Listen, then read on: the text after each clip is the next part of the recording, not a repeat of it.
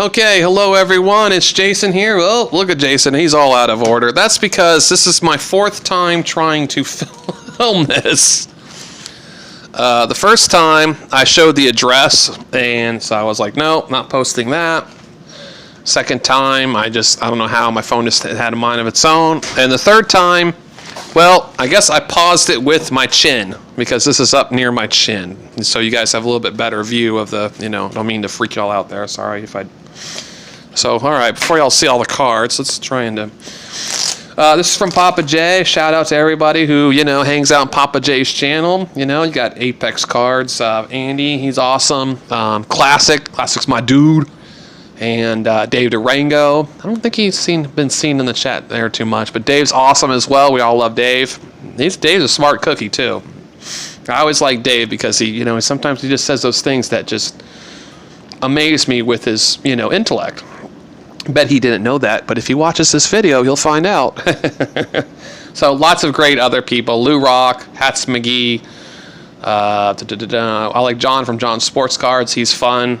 Kevin Cards and More. Mr. Sean Tieford's always fun to hang out with. So anyways, I know I missed a million people. Spicy Bear, Bobby, Amy Spore. The list goes on and on.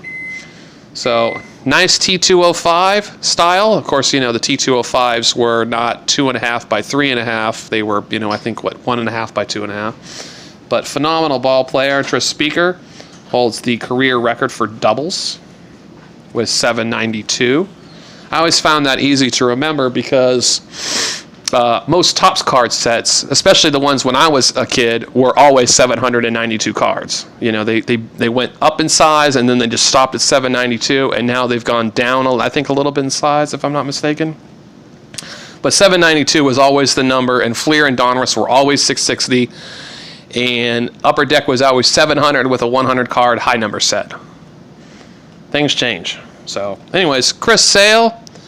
$30 million of our $80 million payroll that goes to ball players this year. For all you Sox fans, we're paying $80 million this year for guys who aren't even on the team, which I would venture to say, I don't know for sure, because, they haven't even been paid yet. I don't know, who knows how much they're going to even play with the COVID going on, and I hope everyone's being safe regarding that.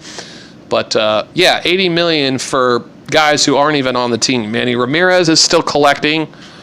Pablo Sandoval is still collecting. David Price will play for the Dodgers. He will earn $16 million with them, and he will earn $16 million with us this year, even though he won't throw a single pitch for us. Rusney Castillo is making $14 million. I believe that's the last year of his deal, so he's the most expensive. He'll hold the world's record for the most expensive AAA ball player of all time. So, bad deal there. The problem with Rusney, I'm getting off topic a little bit, but I wanted to talk about that since it's on my mind. The problem with Rusney is if you call him up to the majors, like last year when we had overages and we had to pay... I think it was 13 or 14 million just in taxes from going over the threshold multiple years and multiple, there's different penalties for different, going over. The more you go over, the more you pay or whatever. But the problem with him is even if he does rake at Pawtucket, which is the last year for Pawtucket, now we're moving to Worcester, is that you end up having to add that to your salary, payroll. So if you call him up, it's not a $500,000 a season guy. It's he's in the middle of a 7-year, $72 million or 6-year, $72 million deal type thing. So you very much can guarantee he was never going to get called up.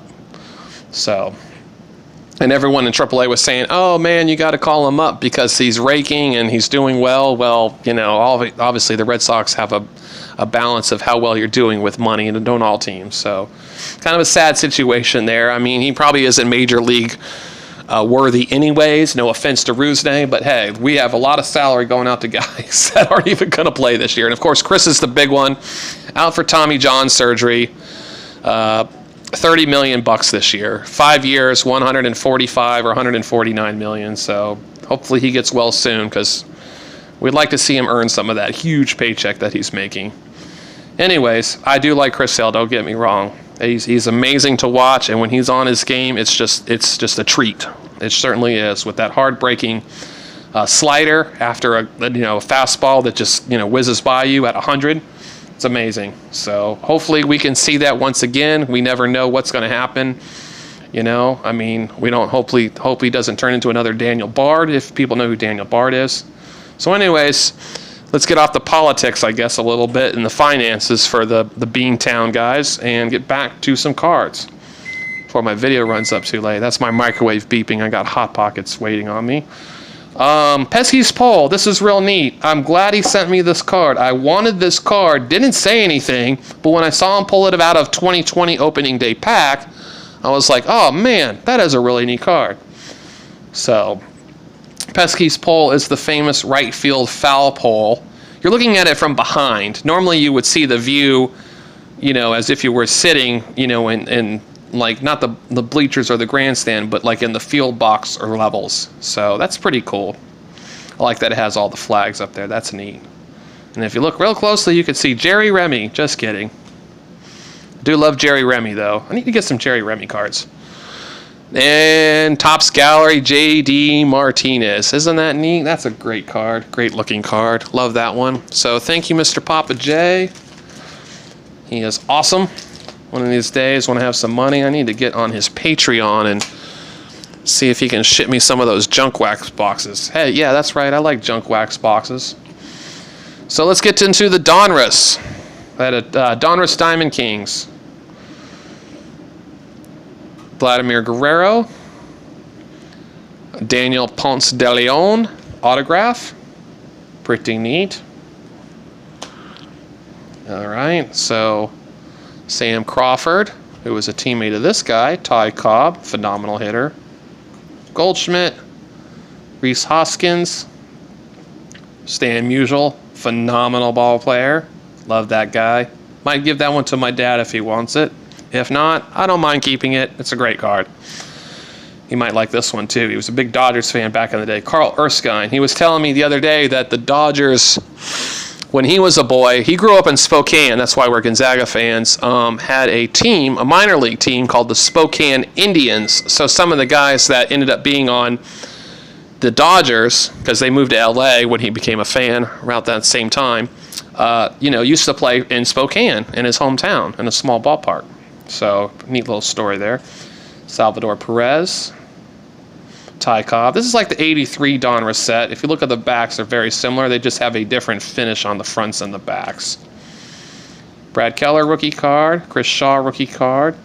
Alex Rodriguez. This is neat because it's like a frame and it's raised. So it's almost like two levels there. The Alex Rodriguez photo or painting is inset inside of this red frame. So that's kind of neat. More of an artsy craftsy thing. Joe Adell. Interesting. Anthony Rizzo. Jose Abreu. One of the greatest pitchers ever, Smokey Joe Wood. Freddie Freeman, great first baseman. Hall of Famer Chipper Jones. And future Hall of Famer Albert Pujols. So that's it. That was my mail day. That was super fun. Hopefully this video gets posted and I don't have to redo it a fifth time, because at that point I'm just probably going to say, forget it. I'll just do 2 videos tomorrow or something. So thanks everybody for watching. Hope everyone's being safe. And if I missed you in a shout out, say, hey, Jason, you missed me. And I'll try and make a point out to myself to make sure to mention you in the next video. That's about it, guys. Have a good day.